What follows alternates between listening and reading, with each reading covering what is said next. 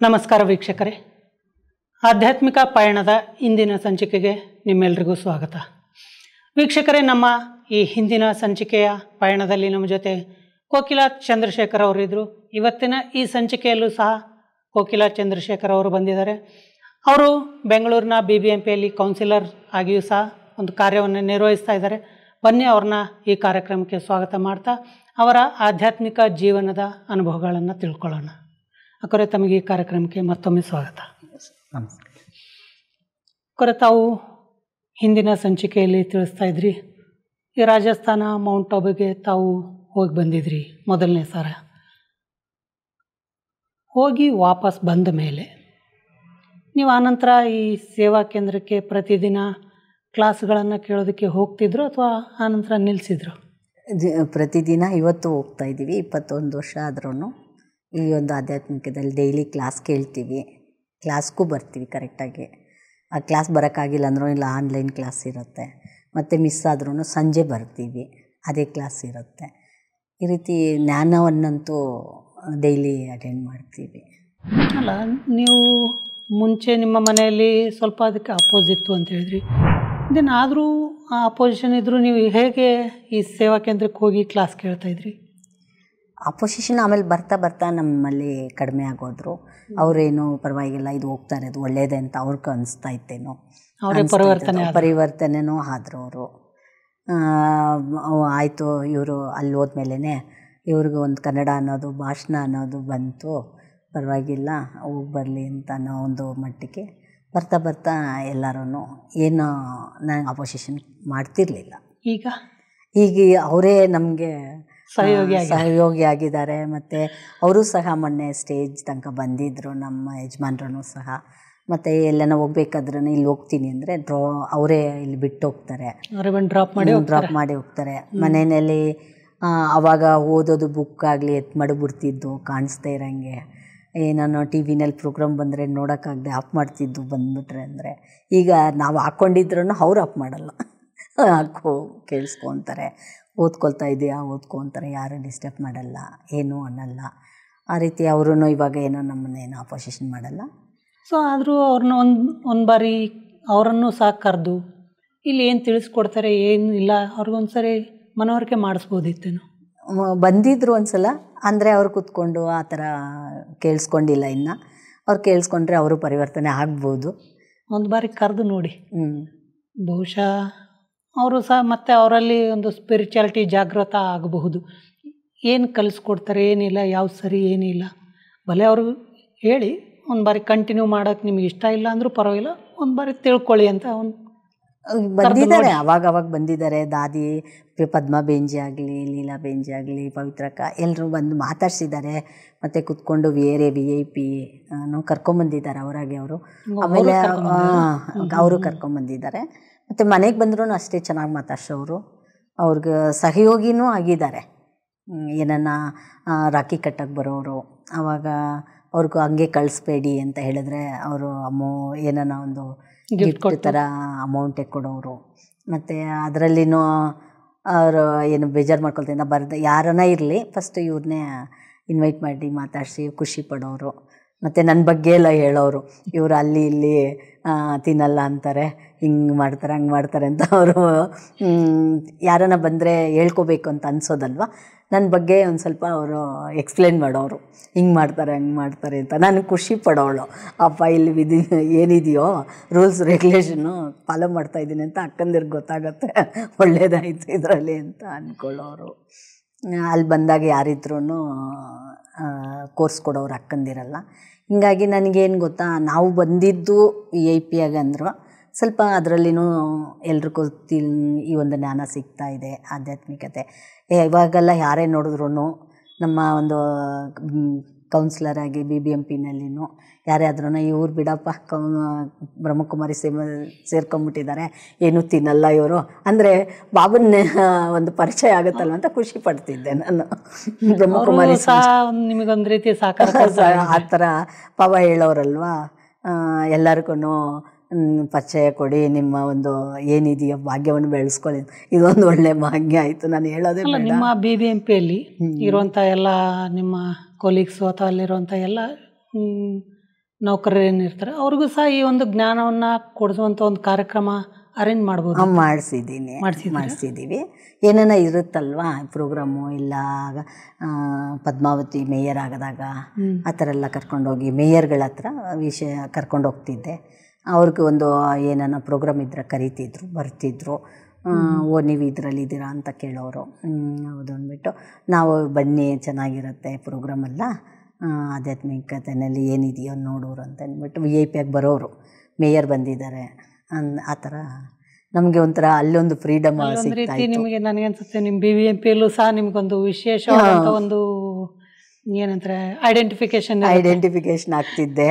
ಮತ್ತು ಇಲ್ಲಿ ಅಕ್ಕಂದಿರು ಕರೆಯೋಕ್ಕೂ ಅವ್ರು ಬಂದು ಮೇಯರ್ ಹತ್ರ ಆಗಲಿ ಯಾರೇ ಆಗಲಿ, ಕಮಿಷನರ್ ಆಗಲಿ ಯಾರ ಹತ್ರ ಹೋಗೋದಕ್ಕೆ ನನಗೊಂಥರ ಎರಡು ಕಡೆನೂ ನನಗೆ ಒಳ್ಳೆ ಇದು ಸಿಗ್ತಾಯಿತ್ತು.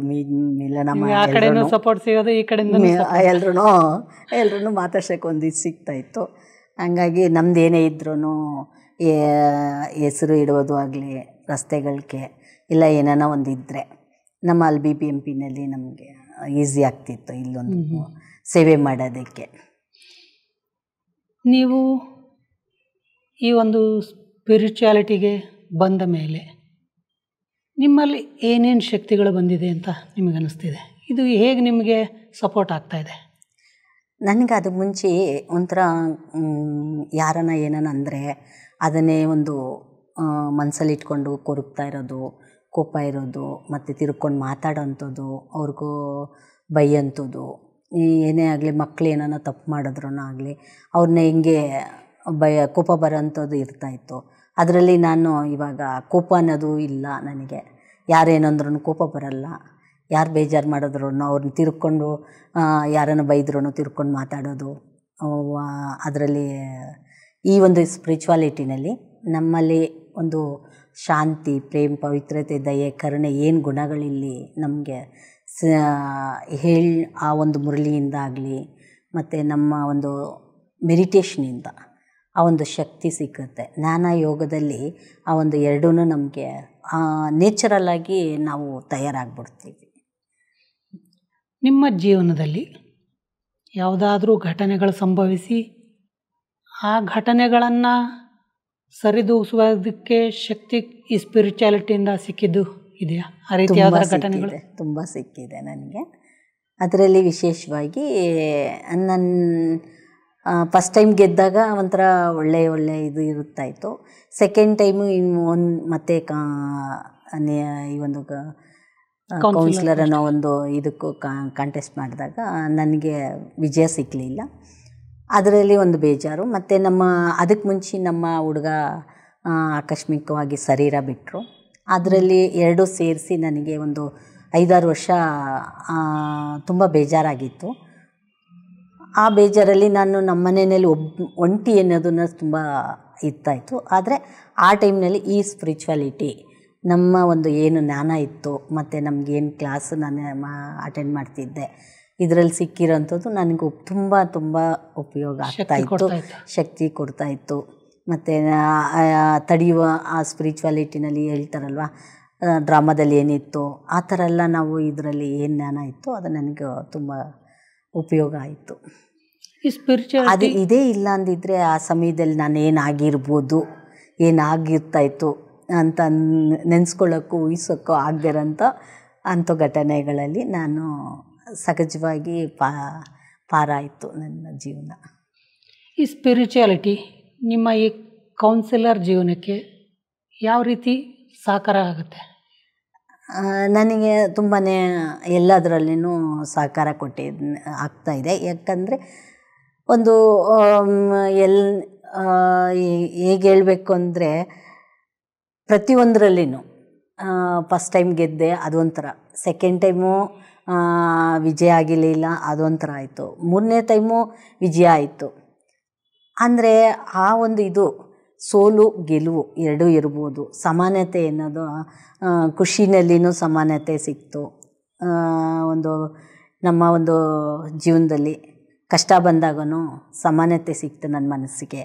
ಎರಡರಲ್ಲಿನೂ ಸಮಾನವಾಗಿ ಮನಸ್ಸು ತಗೊಳ್ತು ನನಗೆ. ಅಂದರೆ ಸೋಲೇ ಇರಲಿ ಗೆಲುವೇ ಇರಲಿ ಕಷ್ಟನೇ ಇರಲಿ ಅಥವಾ ಸುಖನೇ ಇರಲಿ ಮನಸ್ಸು ಸ್ಥಿರವಾಗಿರುತ್ತೆ. ಸ್ಥಿರವಾಗಿತ್ತು ನನಗೆ, ಏನು ಅಂಥದ್ದು ಪರಿಣಾಮ ಆಗಲಿಲ್ಲ. ಈ ಸೇವಾ ಕೇಂದ್ರಗಳಲ್ಲಿ ನೀವು ಏನೇನು ಸೇವೆ ಮಾಡಿದಿರಿ? ಸೇವೆ ಒಂದು ಸೇವೆ ಅಂತೂ ನೀವು ನಿಮ್ಮ BBMPಯಲ್ಲಿ ಯಾರೆಲ್ಲ ಈ ಪ್ರೋಗ್ರಾಮ್ಗಳಿಗೆ ಬೇಕೋ ಅವ್ರನ್ನೆಲ್ಲರನ್ನೂ ನೀವು ಪರಿಚಯ ಮಾಡಿಸ್ತಿದ್ರಿ, ಅವ್ರನ್ನೆಲ್ಲ ಈ ಸಂಸ್ಥೆ ಪರವಾಗಿ ನೀವು ಇನ್ವೈಟ್ ಮಾಡ್ತಾಯಿದ್ರಿ. ಜೊತೆಗೆ ಇಲ್ಲಿ ಮತ್ತೆ ಬೇರೆ ಯಾವುದಾದ್ರೂ ಪ್ರೋಗ್ರಾಮ್ಗಳನ್ನು ಅಟೆಂಡ್ ಮಾಡಿದ್ದೀರಾ ಬ್ರಹ್ಮಕುಮಾರೀಸಲ್ಲಿ? ಸುಮಾರು ಕಡೆ ಅಟೆಂಡ್ ಮಾಡಿದ್ದೀನಿ. ವಿಶೇಷವಾಗಿ ಮಧುಬನದಲ್ಲೇ ಈ ಒಂದು ಕರ್ನಾಟಕ ಮಿಲನ ಇದ್ದಾಗ ಈ ಥರ ಯಾರನ್ನ ಅನುಭವಗಳು ಹೇಳ್ಬೋದು ಅಂತ ಅಂದಿದ್ರು.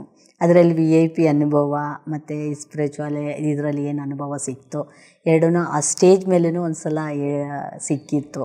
ಅನುಭವಗಳನ್ನ ಶೇರ್ ಮಾಡಿಕೊಂಡೆ.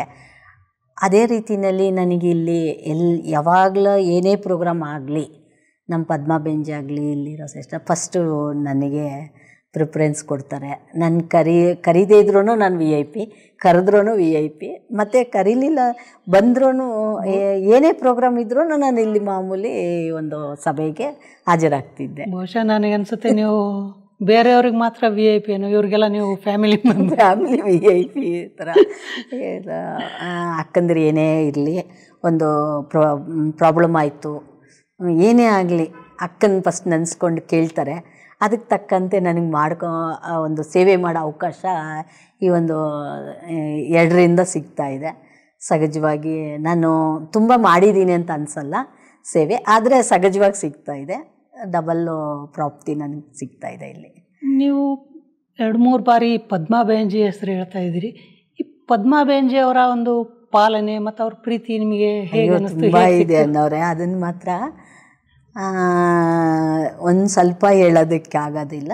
ನಮ್ಮ ಪದ್ಮಾ ಬೆಂಜಿ ನನ್ನನ್ನು ಸ್ಟೂಡೆಂಟ್ ಆಗಲಿ ಇಲ್ಲ ಮಾಮೂಲಿ ಕ್ಲಾಸಿಗೆ ಬರೋವಂಥವ್ರು ಆಗಲಿ ಆ ಥರ ನನ್ನನ್ನು ಟ್ರೀಟ್ ಮಾಡ್ತಿರ್ಲಿಲ್ಲ. ಪದ್ಮಾ ಬೆಂಜಿ ನನ್ನನ್ನು ಒಂದು ತಾಯಿ ಪಾಲನೆ ಇಲ್ಲಿ ಕೊಟ್ಟರು. ಲೌಕಿಕ ತಾಯಿನ ನೋಡೇ ಇಲ್ಲ ನಾನು, ಅಷ್ಟು ಪಾಲನೆ ಸಿಗಲಿಲ್ಲ ನನಗೆ. ಚಿಕ್ಕ ವಯಸ್ಸಿನಲ್ಲೇ ನಮ್ಮ ತಾಯಿ ಶರೀರ ಬಿಟ್ಬಿಟ್ರು. ಆದರೆ ಆ ಸ್ಥಾನನ ಪದ್ಮಾ ಬೆಂಜಿ ತುಂಬಿದ್ರು ಅನ್ನೋದಕ್ಕಿಂತ ಆ ತಾಯಿ ಈ ಅಲೌಕಿಕ ತಾಯಿ, ಭಗವಂತನ ತೋರಿಸಿರೋ ತಾಯಿ. ಎಲ್ಲರೂ ಹೋಗಿ ದೇವಸ್ಥಾನ ಮುಂದೆ ದೇವ್ರನ್ನ ನಮಸ್ಕಾರ ಮಾಡ್ಕೊ, ಆ ದೇವ್ರು ನಿನ್ಗೆ ಒಳ್ಳೇದು ಮಾಡ್ತಾರೆ ಅಂತ ತಾಯಿಂದಿರು ಹೇಳ್ತಾರೆ, ತಂದೆದಿರು ಹೇಳ್ತಾರೆ, ಯಾರೇ ಹೇಳ್ತಾರೆ ಅಂತ ಮಗುಕು. ಆದರೆ ಈ ತಾಯಿ ನಿಜವಾಗಲೇ ಆ ದೇವ್ರನ್ನೇ ನಮ್ಮ ಮುಂದೆ ನಿಲ್ಲಿಸಿದ್ರು. ಅಂಥ ತಾಯಿ ನನಗೆ ಪಾಲನೆ ನೀಡಿದ್ರು. ಮನೆಗೆ ಇಲ್ಲಿ ಬಂದಾಗ ಅಮ್ಮ ಕೊಕ್ಕಿಲಕ್ಕವ್ರು ಬಂದರು, ಅವ್ರಿಗೆ ಟೋಲಿ ಕೊಡಮ್ಮ, ಅವ್ರಿಗೆ ಊಟ ಇಡಮ್ಮ. ನಾನು ಎಷ್ಟೋ ಸಲ ಪ್ರೋಗ್ರಾಮ್ಗಳಿಗೆ ಹೋದರೆ ಏನೇನೋ ಕೆಲಸ ಇದ್ದರೆ ಹೊಟ್ಟೋಗ್ತಿದ್ದೆ. ಆ ಸಮಯದಲ್ಲಿ ನನಗೇನು ಮಾಡ್ತಿದ್ದೆ, ಇಲ್ಲಿ ಬಂದುಬಿಟ್ಟು ಊಟ ಮಾಡ್ಕೊಂಡು ಹೋಗ್ತಿದ್ದೆ. ನಾನು ಬರ್ತಿದ್ದಾಗನೇ ಫಸ್ಟು ನನಗೆ ಊಟಕ್ಕೂ ಕೇಳ್ತೀನೋ ಬಿಡ್ತೀನೋ ನನಗೂ ಫಸ್ಟ್ ಊಟಕ್ಕೆ ಇಟ್ಬಿಡೋರು. ಮನೆಯಲ್ಲಿ ಏನೇ ಬೇಜಾರಾದ್ರೂ ಊಟ ಮಾಡ್ತಿರ್ಲಿಲ್ಲ ಅಂತ. ಅದು ಹೆಂಗೆ ಗೊತ್ತಾಗುತ್ತೋ ಏನೋ, ಬೇಂಜಿಗೂ ಗೊತ್ತಾಗ್ತಿತ್ತು ನನಗೆ ಬರ್ತಿದ್ದಾಗನೇ. ಅಕ್ಕ ಬಂದರು ಊಟಕ್ಕಿಡಿ ಅನ್ನೋರು. ನಾನು ನಿಜವಾಗ್ಲೂ ಈ ಒಂದು ಇದರಲ್ಲಿ ಊಟದ ಋಣ ತುಂಬಾ ಇದೆ ನಂದು. ಊಟ ಮಾಡ್ತಿದ್ದೆ ಯಾವಾಗ್ಲೂ ಬಂದಿಲ್ಲಿ. ಆಚೆ ಕಡೆ ತಿನ್ನಲ್ಲ ಅಂತ ಗೊತ್ತಿತ್ತಲ್ವ, ನನಗೆ ತುಂಬಾ ಬಾಕ್ಸೆಲ್ಲ ಕಳಿಸಿದ್ದಾರೆ. ಫೋನ್ ಮಾಡಿದ್ರೆ ಸಾಕು, ನಾನು ಇದೆಯೋ ಇಲ್ಲೋ ಅಂತ ಕೇಳ್ತಾ ಇರಲಿಲ್ಲ, ನನಗೆ ಬೇಕು ಅಷ್ಟೇ. ಅದು ಹೆಂಗೆ ಬಾಬಾ ಮೊದಲೇ ರೆಡಿ ಮಾಡಿರ್ತಾರೋ ಏನೋ ಗೊತ್ತಿಲ್ಲ. ಇಲ್ಲಿ ನನಗೆ ನಿಜವಾಗ್ಲೂ ಒಳ್ಳೆ ಬಿಸಿ ಬಿಸಿ ಊಟನೇ ಬಡಿಸಿದ್ದಾರೆ, ಚೆನ್ನಾಗಿ ನೋಡ್ಕೊಂಡಿದ್ದಾರೆ. ಎಷ್ಟೋ ಸಲ ಮನೆಯಲ್ಲಿ ಬೇಜಾರಾದ್ರೂ ಇಲ್ಲಿಗೆ ಬಂದುಬಿಟ್ರೆ ನನ್ನನ್ನು ತನ್ನ ತಾಯಿ ಮನೆಗಿಂತ ಹೆಚ್ಚಾಗಿ ತಾಯಿ ಮನೆಯಲ್ಲೆಲ್ಲ ನೀನು ಬೇಜಾರಾಗಿ ಬಂದುಬಿಟ್ರೆ ನಾವು ಸಾಕೋಕ್ಕಾಗಲ್ಲ ಅಂತ ಕಳಿಸ್ಬಿಡ್ತಾರೆ. ನೀನು ಏನೇ ಇದ್ರೂ ಅಲ್ಲೇ ಸಾಲ್ವ್ ಮಾಡ್ಕೊಳ್ಳಮ್ಮ ಅಂತಾರೆ. ಆದರೆ ಇಲ್ಲಿ ನನಗೆ ಅಂಥ ಪಾಲನೆಯೂ ನೀಡಿದ್ದಾರೆ. ಅಂಥ ಒಂದು ಅಪಾರವಾದ ತಾಯಿ ಅದು. ಅಂಥ ತಾಯಿ ಕಳ್ಕೊಂಡಿರೋದು ನಿಜವಾಗ್ಲೂ ನಾನು ಎಷ್ಟೋ ತುಂಬಾ ನನಗೆ ಒಬ್ಳಿಗೆ ಗೊತ್ತು. ಅವ್ರು ಹುಷಾರಿಲ್ಲ ಅಂತ ನಾನು ಮಾತಾಡ್ಸೋಕ್ಕೆ ಹೋಗಿಲ್ಲ ಅಂತ ಒಂದು ಕೊರಗಿದೆ. ಇವರು ನನಗೆ ಅಷ್ಟು ಸೀರಿಯಸ್ ಆಗಿರ್ತಾರೆ ಅಂತ ಗೊತ್ತಾಗಲಿಲ್ಲ. ಕೊನೆಯಲ್ಲಿ ಇನ್ನೇನು ಬೆಳಗ್ಗೆ ಹೇಳಿದ್ರು, ಸಂಜೆ ಶರೀರ ಬಿಟ್ಬಿಟ್ರು ಅಂದರು. ತುಂಬ ಬೇಜಾರಾಯಿತು. ಅಂಥ ತಾಯಿ ಕೊನೆಯಲ್ಲಿ ನನ್ನನ್ನು ಇಲ್ಲದೇ ಒಂದು ತಾಯಿ ಕೈಯಲ್ಲಿ ಇದೇ ಚಾಮರಾಜಪೇಟೆಗೆ ಜಕ್ಕೂರಲ್ಲಿ ಶರೀರ ಬಿಟ್ಟಿದ್ರು ಇಲ್ಲಿ ಬಂದು ಆ ಸಂಸ್ಕಾರ ಅನ್ನೋದು ನನ್ನ ಕೈನಲ್ಲಿ ಮಾಡಿಸ್ಕೊಂಡ್ರು. ನಿಜವಾದ ತಾಯಿ ಅಂದರೆ ಇಲ್ಲದೇ ಇರುವಾಗ್ಲೂ ಅವ್ಯಕ್ತ ಆಗಿದ್ರು ನನ್ನ ಕೈನಲ್ಲಿ ಸಂಸ್ಕಾರ ಮಾಡಿಸ್ಕೊಂಡ್ರಲ್ವಾ, ಅದು ನಿಜವಾದ ತಾಯಿ ಒಂದು ಪ್ರೀತಿಯನ್ನು ನಾನು ಈ ಸಮಯದಲ್ಲಿ ನನಗೆ ಗೊತ್ತು ಯಾವ ಥರ ಅಂತ. ಆ ಒಂದು ಸಂಸ್ಕಾರ ಮಾಡಿದ್ದು ಖುಷಿ ನನಗೆ. ಖುಷಿ ಇದ್ರೂ ಒಂದು ಕಡೆ ಎಲ್ಲೋ ಒಂದು ಕಡೆ ನನಗೆ ಅನಿಸ್ತಿದೆ ಅವರು ಬಹುಶಃ ನಿಮ್ಮನ್ನು ಬಿಟ್ಟು ಹೋಗಿಲ್ಲ, ಎಲ್ಲೋ ಒಂದು ಕಡೆ ನಿಮಗೆ ಸಪೋರ್ಟ್ ಆಗಿ ನಿಮ್ಮ ಜೊತೆನೇ ಇದ್ದಾರೆ. ಅದು ನಮ್ಮ ಒಂದು ಆಧ್ಯಾತ್ಮಿಕತೆಯಲ್ಲಿ ನಾವು ಅನುಭವ ಮಾಡ್ತೀವಿ. ಸೊ ನಾವು ಯಾರಿಗಾನ ಹೇಳಿದ್ರು ಅದು ಅರ್ಥ ಆಗಲ್ಲ ಅಂತ ಅಂದ್ಕೊಂಡ್ರು ನನಗೆ ನಿಜವಾಗ್ಲೂ ಇದ್ದಾರೆ ನನ್ನ ಜೊತೆ ಯಾವಾಗ್ಲೂ. ನಾನು ಏನೇ ಮನೆಯಲ್ಲಿ ಅಂದ್ಕೊಂಡ್ರು ನನಗಿಂತ ಕಷ್ಟ ಇದೆ ಅಂತ ಒಂದು ಅವರು ಮುಂದೆ ಇದ್ದಾರೆ, ನನಗೆ ದಿಷ್ಟಿ ಕೊಡ್ತಿದ್ದಾರೆ ಅಮ್ಮ ಅಂತನವರು. ಅವರು ಯಾವಾಗ್ಲೂ ಏನಾನ ಬಂದು ಹೇಳ್ಕೊಂಡ್ರೆ ಇಲ್ಲಿ ಹೇಳೋರು, ಬಾಬನ ನೆನೆಸ್ಕೊಂಡು ಬಾಬಾಯಿ ಮಗುಕ್ಕೂ ಇಂಥ ಕಷ್ಟ ಇದೆ, ನಾನು ಹೋಗೋಕ್ಕಾಗಲ್ಲ, ನೀನೇ ಎಲ್ಲ ಸಾಲ್ವ್ ಮಾಡಬೇಕು ಅಂತ ಎಷ್ಟೋ ಸಲ ಹೇಳೋರು. ಆ ರೀತಿ ಇವಾಗ ಅವರೇ ಬಂದು ಸಾಲ್ವ್ ಮಾಡ್ತಾರೇನೋ ಅಂತ ಅನಿಸುತ್ತೆ. ಈಗ ಅಂತೂ ಏನೂ ಪ್ರಾಬ್ಲಮ್ ಇಲ್ಲ, ಆದರೆ ನಮ್ಮ ಜೊತೆ ಪುರುಷಾರ್ಥ ಮಾಡಿಸ್ತಿದ್ದಾರೆ. ಜ್ಞಾನದಲ್ಲಿ ಯೋಗದಲ್ಲಿ ನಮಗೊಳ್ಳೆ ಈ ಒಂದು ಹೋಗ್ತಾ ಹೋಗ್ತಾ ಪ್ರತಿಯೊಬ್ಬರೂ ಅನುಭವಗಳು ಪ್ರತಿಯೊಬ್ಬರಿಂದನೂ ನಾನು ಏನೇನೋ ತಿಳ್ಕೊಂಡು ಯೋಗದಲ್ಲಿ ಜ್ಞಾನದಲ್ಲಿ ಖುಷಿ ಪಡ್ತಾಯಿದ್ದೀನಿ, ಅನುಭವಿಸ್ತಾರಾಗ್ತಾಯಿದೆ. ಪುರುಷಾರ್ಥದಲ್ಲಿ ಡೀಲಾಗಿ ಹೋಗೋದಕ್ಕೆ ಸಾಧ್ಯ ಆಗ್ತಿದೆ ಅಂತ. ನಿಮ್ಮ ಈ ಅನುಭವ ಕೇಳ್ತಾಯಿದ್ರೆ ನನಗೂ ಸಹ ರೋಮಾಂಚನ, ಮತ್ತು ಅಷ್ಟೇ ಒಂದು ಪದ್ಮಾ ಬೇಂಜಿಯವರ ಪ್ರೀತಿಯ ಫೀಲಿಂಗ್ ನನಗೂ ಸಹ ಆಗ್ತಾಯಿದೆ. ಇಲ್ಲಿರೋ ಅಕ್ಕಂದಿರೋ ಅಷ್ಟೇ ನನಗೂ ಅಕ್ಕಂದಿರು ಯಾವ ಥರ ಅಂದರೆ ನನಗೆ ನಿಜವಾಗ್ಲ ಲೌಕಿಕದಲ್ಲಿನೂ ಅಂಥ ಅಕ್ಕಂದಿರು ಸಿಗಲ್ಲ, ಅತ್ತಿಗೆದಿರು ಅಂತ ಹೇಳ್ತಾರೆ, ಅಕ್ಕಂದಿರು ಸಹೋದರಿರು ಅಂಥ ಇದು ಇಲ್ಲಿ ಯಾಕಮ್ಮ 1-2 ದಿನ ಬರಲಿಲ್ಲ. ನಾನು ನಿಜ ಹೇಳ್ಬೇಕಂದ್ರೆ ಪದ್ಮಾ ಬೇಂಜಿ ಹೋದ್ಮೇಲೆ 1 ವರ್ಷ ಬರಲಿಲ್ಲ ಕ್ಲಾಸ್ಗೂ, ಬೇಜಾರಿಗೂ ಬರಲ್ಲ ಹೋಗ್ರಿ ಅಂತ ಬಂದು ಮತ್ತು ನೀವು ಬರಬೇಕು ಅಂತ, ಬೇಂಜಿ ಇಲ್ಲ ಅಂದರೆ ಏನು ನಾವಿದ್ದೀವಿ, ಬೇಂಜಿ ಇಲ್ಲ ಅಂತ ಯಾಕೆ ಅಂದ್ಕೊಳ್ತೀರಾ, ಬನ್ನಿ ಅಂತ ಹೇಳಿ 3 ದಿನ 2 ದಿನ ಬರಲಿಲ್ಲ ಅಂದ್ರೂ ಬಂದು ಕರೆಯೋಂಥವ್ರು ಯಾರು ಇರ್ತಾರೆ ಈಗಿನ ಕಾಲದಲ್ಲಿ. ಲೌಕಿಕದಲ್ಲಿ ಡೈಲಿ 1-2-3 ದಿನ, 1 ವಾರಕ್ಕೆ 2 ಸತಿ ಹೋಗ್ಬಿಟ್ರೆ ಲೌಕಿಕದಲ್ಲಿ ತಾಯಿಂದಿರ ಮನೆಗೆ, ಅತ್ತಿಗೆದಿರು ಆಗಲಿ ಸಿಸ್ಟರೇ ಆಗಲಿ ಏನಮ್ಮ ಯಾವಾಗಲೂ ಬರೋಕ್ಕೆ ಶುರು ಮಾಡಿದ್ಯಾ ಅಂತಾರೆ. ಆದರೆ ಇಲ್ಲಿ ಹಾಗೆಲ್ಲ 1 ದಿನ 2 ದಿನ ಬರಲಿಲ್ಲ ನನಗೆ ಯಾಕೆ ಬರಲಿಲ್ಲ ಅಂತ ಕೇಳ್ತಾರಲ್ವ. ಇದು ಅಲ್ಲಿಗೆ ಇಲ್ಲಿಗೆ ಇರೋವಂಥ ಲೌಕಿಕ ಅಕ್ಕಂದಿರೇ ಆಗಲಿ ಸಂಬಂಧಿಕರಾಗಲಿ ಇರೋ ವ್ಯತ್ಯಾಸ, ಇಲ್ಲಿ ವ್ಯತ್ಯಾಸ. ಆಮೇಲೆ ನನಗೆ ನನ್ನ ಶಿವಪ್ಪ ಅನುಭವದಲ್ಲಿ ಏನೇ ಪ್ರೋಗ್ರಾಮ್ ಮಾಡಲಿ ತನ್ನ ಮಗನ ನೆನೆಸ್ಕೊಳ್ಳೋ ಥರ ಕರೆಯೋರು. ಹಬ್ಬಗಳಲ್ಲಿ ಹಬ್ಬ ಆಗಲಿ ಏನೇ ನಾನು ಎಷ್ಟೋ ಸಲ ಅನುಭವ ಮಾಡಿದ್ದೀನಿ. ಬಾಬಾ ಬಂದಿದ್ದಾರೆ, ಹಬ್ಬ ಮಾಡ್ತಿದ್ದಾರೆ ಅಂದರೆ ನನ್ನ ತಾಯಿ ಮನೆಯಲ್ಲಿ ಹಬ್ಬ ಮಾಡಿದ್ರೆ ಮಕ್ಕಳನ್ನ ಕರೀತಾರಲ್ವಾ, ತಾಯಿ ಮನೆಯಲ್ಲಿ ಹಬ್ಬ ಮಾಡಿದ್ರೆ ಅಪ್ಪ ಏನು ಮಾಡ್ತಾರೆ, ಕರೀತಾರೆ, ಅಪ್ಪ ಅಮ್ಮ ಕರೆದು ಮಕ್ಕಳಿಗೆ ಏನು ಬೇಕೋ ಅದನ್ನು ಹಬ್ಬದಲ್ಲಿ ಖುಷಿಪಡಿಸಿ ಕಳಿಸ್ತಾರಲ್ವ. ಅದೇ ಥರ ನನಗೆ ಈ ಒಂದು ಬಾಬನ ಮನೆಯಲ್ಲಿ ಆಗಲಿ ಮಧುಬನದಲ್ಲೇ ಆಗಲಿ ಏನೇ ಪ್ರೋಗ್ರಾಮ್ ಇದ್ರೂ ನನಗೆ ವೆಲ್ಕಮ್ ಮಾಡಿರೋ ಥರನೇ ಇರೋದು ಬಾಬಾ ಅಂತಲೇ. ನನಗೆ ಆ ಬಾಬಾನೇ ವೆಲ್ಕಮ್ ಮಾಡಿ ನನಗೆ ತಂದೆ ತಮ್ಮ ಮನೆಯಲ್ಲಿ ನೋಡಮ್ಮ ಇದೆಲ್ಲ ದೊಡ್ಡ ಪರಿವಾರ, ನೋಡು ನನ್ನ ಪರಿವಾರದಲ್ಲಿ ಎಷ್ಟು ಎಷ್ಟು ಅಕ್ಕಂದಿರು ಅಣ್ಣಂದಿರು ಎಲ್ಲ ಇದ್ದಾರೆ ಅಂತ ಆ ರೀತಿ ಅನುಭವ ಆಗ್ತಾಯಿತ್ತು ನನಗೆ. ನೋಡಿ ನಮ್ಮ ಅಪ್ಪನ ಮನೇಲಿ ಎಷ್ಟು ದೊಡ್ಡ ಪರಿವಾರ ಇದೆ ಅಂತ ಅನಿಸೋದು. ನನ್ನ ಪರಿವಾರದ್ದು ನಾನು ನಿಜವಾಗ್ಲೂ ಮರ್ತೋಗಿದ್ದೀನಿ, ಇಲ್ಲವೂ ಇಲ್ಲ ಈಗ ಆ ಪರಿವಾರ. ಅವರು ಲೌಕಿಕ ಪರಿವಾರ ಇಲ್ಲವೇ ಇಲ್ಲ, ಇದ್ರೂ ಅಣ್ಣಂದಿರು ಅವ್ರು ಯಾವತ್ತು ಮೊದಲಿಂದನೂ ಹಂಗೆ ಇದ್ದರು, ಇವಾಗಲೂ ಹಂಗೆ ಇದ್ದಾರೆ. ಅವ್ರು ಕರೆಯಲ್ಲ ಅಂತಲೂ ಬೇಜಾರಾಗಲ್ಲ, ಅವ್ರು ನನ್ನನ್ನು ನೋಡ್ಕೊಳ್ಳಲಿಲ್ಲ ಅಂದ್ರೂ ಬೇಜಾರಾಗಲ್ಲ. ಯಾಕಂದರೆ ಇಲ್ಲೇ ತುಂಬಿ ಇದೆ ಅಲ್ವಾ ಇಂಥ ಪರಿವಾರಕ್ಕೆ. ಅವ್ರು ಕರೆದ್ರೂ ಇಲ್ಲಪ್ಪ ನನಗಿಲ್ಲಿ ಪ್ರೋಗ್ರಾಮ್ ಇದೆ ಅಂತ, ಏನಮ್ಮ ನಿನಗೆ ಯಾವಾಗಲೂ ಪ್ರೋಗ್ರಾಮು, ಒಳ್ಳೆ ಇದು ಸಿಕ್ಬಿಟ್ಟಿದೆ ನಿನಗೂ ಅಂತನವರು. ನೀವು ಈ ಒಂದು ಆಧ್ಯಾತ್ಮಿಕ ದಾರಿಯಲ್ಲೂ ನಡೀತಿದ್ದೀರಿ, ಜೊತೆಗೆ ನಿಮ್ಮ ಒಂದು ಕೆಲಸ ಏನಿದೆ ಕೌನ್ಸಿಲರ್ ಅದನ್ನು ಸಹ ನಿಭಾಯಿಸ್ತೀರಿ. ಹಾಗಿದ್ದರೆ ನಿಮ್ಮ ಸಂಪೂರ್ಣ ದಿನಚರಿ ಹೇಗೆ ಫಿಕ್ಸ್ ಮಾಡ್ಕೊಳ್ತೀರಿ ನೀವು? ನನಗೆ ಇಲ್ಲಿ ಬಂದಮೇಲೆ ಒಂದು ಅಮೃತ ಗಳಿಗೆನಲ್ಲಿ ಎದ್ದೊಳ್ಬೇಕು ಅನ್ನೋದು ಒಂದು ರೂಲ್ಸ್ ಇದೆ ನಮ್ಮ ಬಾಬನ ಮನೆಯಲ್ಲಿ. ಆ ಒಂದು ಇದರಲ್ಲಿ ನಾನು 3:30ಕ್ಕೆ ಎದ್ದೊಳ್ತೀನಿ. ಯೋಗ ಮುಗಿದ ನಂತರ ಮತ್ತು ಕ್ಲಾಸ್ ಮುಗಿದ ನಂತರ ಇನ್ನೇನಿದ್ರೂ ಮನೆ ಲೌಕಿಕದ ಮನೆಯಲ್ಲಿ ಪ್ರಾರಂಭ ಆಗತ್ತೆ. ಅದರಲ್ಲಿ ನನಗೆ ಸಹಜ ಅನಿಸೋದು, ಎಲ್ಲೋಗಿ ಬಂದ್ರೂ ಸಹಜ ಅನಿಸೋದು. ಅಡುಗೆ ಮನೆಯಿಂದ ಹಿಡಿದು ಎಲ್ಲ ಕೆಲಸಗಳು ಮಾಡ್ಕೋಬೇಕಾಗ್ತಾಯಿತ್ತು. ಅಡುಗೆ ಮನೆಯಿಂದ ಹಿಡಿದು ಎಲ್ಲ ನನ್ನದೇ ಆಗ್ತಾಯಿತ್ತು. ಏನಿದೆಯೋ ಅದನ್ನೆಲ್ಲ ಸಹಜವಾಗಿ ಮಾಡ್ತಿದ್ದೆ ನಾನು 5 ವರ್ಷದಲ್ಲಿ. ಅಡುಗೆ ಮನೆಯಿಂದ ಹಿಡಿದು ಇರ್ಬೋದು, ಒಂದು ಫಂಕ್ಷನ್ಗಳಿರ್ಬೋದು, ಸಮಾರಂಭಗಳಿರ್ಬೋದು, ಸಹಜ ಅನಿಸ್ತಾಯಿತ್ತು. ಆ ಸಭೆಗಳಿಗೆ ಹೋದ್ರೂ ಬಾಬನ ನೆನಪು ಮಾಡಿಕೊಂಡು ಮಾತಾಡಿದ್ದೀನಿ ಅಂದರೆ ಆ ಒಂದು ಇದರಲ್ಲಿ ಸಹಜ ಅನಿಸ್ತಾಯಿತ್ತು. ಬಾಬನ ಮಾತು ನಾನು ಏನಕ್ಕೆ ಕೇಳದೆ ಹೋಗಿದ್ದ ದಿವಸ ನಿಜವಾಗ್ಲೂ ಕಷ್ಟ ಅನಿಸ್ತಾಯಿತ್ತು. ಸರಿಗೆ ಮಾತಾಡಲಿಲ್ಲ, ಸರಿಗೆ ಬರಲಿಲ್ಲ ನನ್ನ ಒಂದು ಮಾತು ಅಂತ ಅನಿಸ್ತಾಯಿತ್ತು. ಈ ಒಂದು ಅನುಭವ ಆಗ್ತಾಯಿತ್ತು. ನೀವು ಈ ಸ್ಪಿರಿಚುಯಾಲಿಟಿಗೆ ಬರುವ ಮುಂಚಿನ ನಿಮ್ಮ ಜೀವನಕ್ಕೂ ಮತ್ತು 21 ವರ್ಷದ ನಂತರ ಇವತ್ತಿನ ಜೀವನಕ್ಕೂ ನಿಮಗೆ ಏನು ವ್ಯತ್ಯಾಸ ಕಾಣಿಸ್ತಾ ಇದೆ? ನನಗೆ ಆವಾಗ ಏನೋ ನನ್ನನ್ನು ನಾನು ಯಾರಿಗೂ ಇಷ್ಟವಾದವಾಗಿಲ್ವೇನೋ, ಅವ್ರು ನನ್ನನ್ನು ಮಾತಾಡ್ಸೋದು, ಆ ರೀತಿಯೇ ಕೋಪಗಳು ಬರೋರು, ಬೈದರೆ ಆ ಥರ ಅನಿಸ್ತಾಯಿತ್ತು. ಈಗ ನನ್ನ ವ್ಯಾಲ್ಯೂವೇ ಬೇರೆ ಅಂತ ಅನಿಸ್ತಾಯಿತ್ತು. ಹೌದು, ನನ್ನ ಸ್ಪಿರಿಚುವಾಲಿಟಿನಲ್ಲಿ ಇರೋದ್ರಿಂದ ನನಗೆ ಆ ಒಂದು ಇದು ಅನಿಸ್ತಾ ಇರಲಿಲ್ಲ. ನಾನೇನೋ ಒಂಥರ ವಿಶೇಷ ಅನಿಸ್ತಾ ಇದೆ ಈ ಜೀವನಕ್ಕೆ.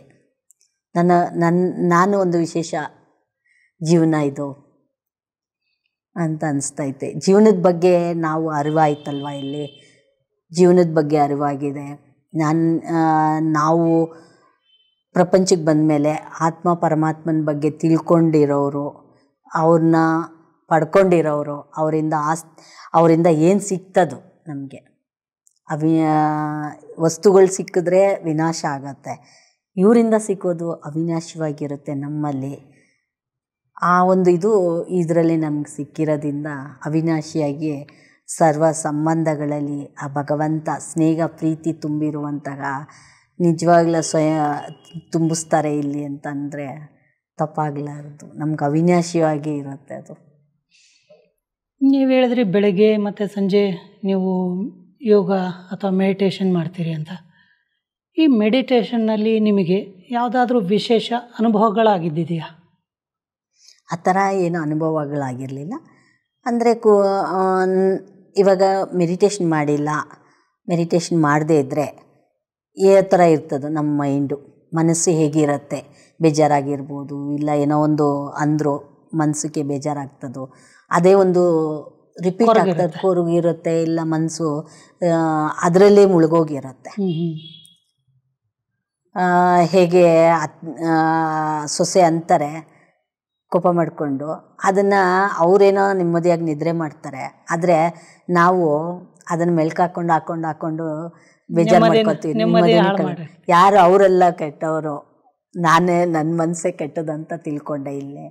ಆ ರೀತಿ ನನಗೆ ನನ್ನ ಮನಸ್ಸಿಗೆ ನಾನೇನು ಯಾವುದು ಬೇಜಾರು ಮಾಡ್ಕೊಳ್ಳೋಂಥದ್ದು ಏನಿದೆ ಇದರಲ್ಲಿ, ಭಗವಂತನ ನೆನಪು ಮಾಡಿ ಹಾಗೆ ಏನಾನ ಇದ್ರೂ ಆ ಒಂದು ಮೆಡಿಟೇಷನ್ನಲ್ಲಿ ನನಗೆ ಬೇಜಾರನ್ನು ಕಳೆದೋಗ್ತಾಯಿತ್ತು.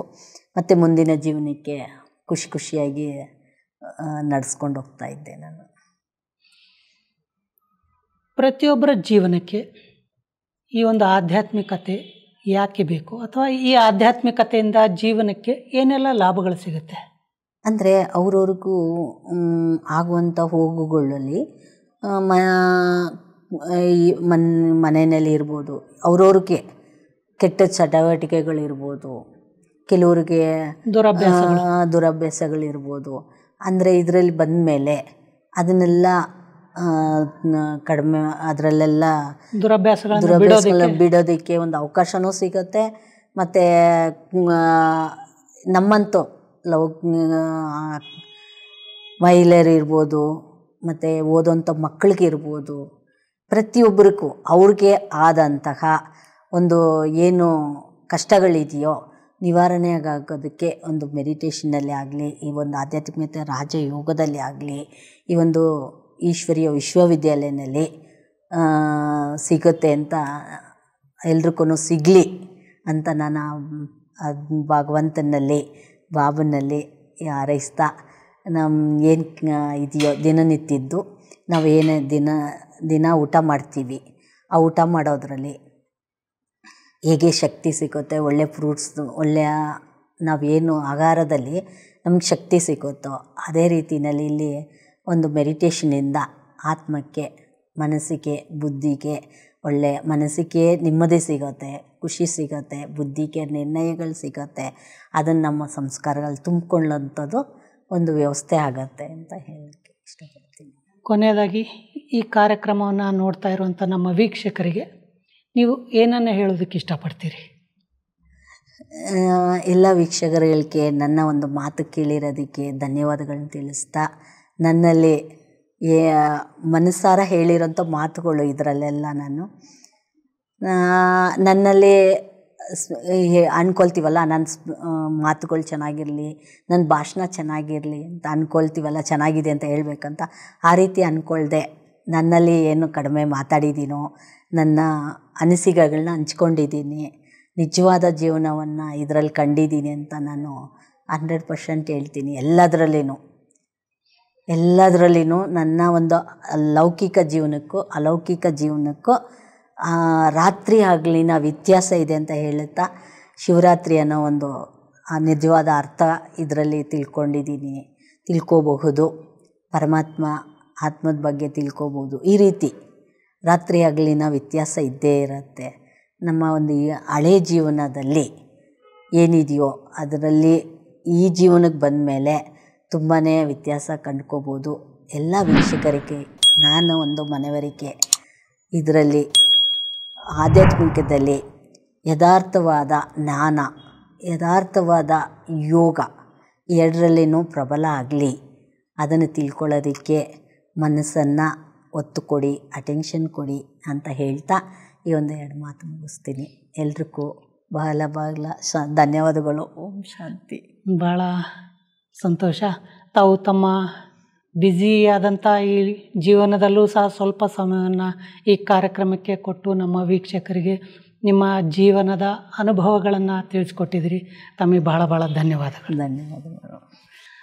ನೋಡಿದ್ರಲ್ಲ ವೀಕ್ಷಕರೇ, ಆಧ್ಯಾತ್ಮಿಕತೆ ಅನ್ನೋದು ನಮ್ಮ ಮನಸ್ಸಿಗೆ ಶಕ್ತಿಯನ್ನು ತುಂಬುತ್ತೆ, ಬುದ್ಧಿಗೆ ನಿರ್ಣಯಗಳನ್ನು ತೆಗೆದುಕೊಳ್ಳುವಂಥ ಒಂದು ಶಕ್ತಿಯನ್ನು ಸಹ ಕೊಡುತ್ತೆ. ಅಂದರೆ ನಾವು ತೆಗೆದುಕೊಳ್ಳುವಂಥ ನಿರ್ಣಯಗಳು ಸರಿಯಾಗಿರುತ್ತೆ ಈ ಒಂದು ಆಧ್ಯಾತ್ಮಿಕತೆಯಿಂದ. ಹೀಗೆ ನಮ್ಮ ಕಾರ್ಯಕ್ರಮವನ್ನು ವೀಕ್ಷಿಸ್ತಾ ಇರಿ. ಮತ್ತೆ ಮುಂದಿನ ಸಂಚಿಕೆಯಲ್ಲಿ ಭೇಟಿಯಾಗೋಣ. ಅಲ್ಲಿವರೆಗೂ ತಮ್ಮೆಲ್ಲರಿಗೂ ಧನ್ಯವಾದಗಳು.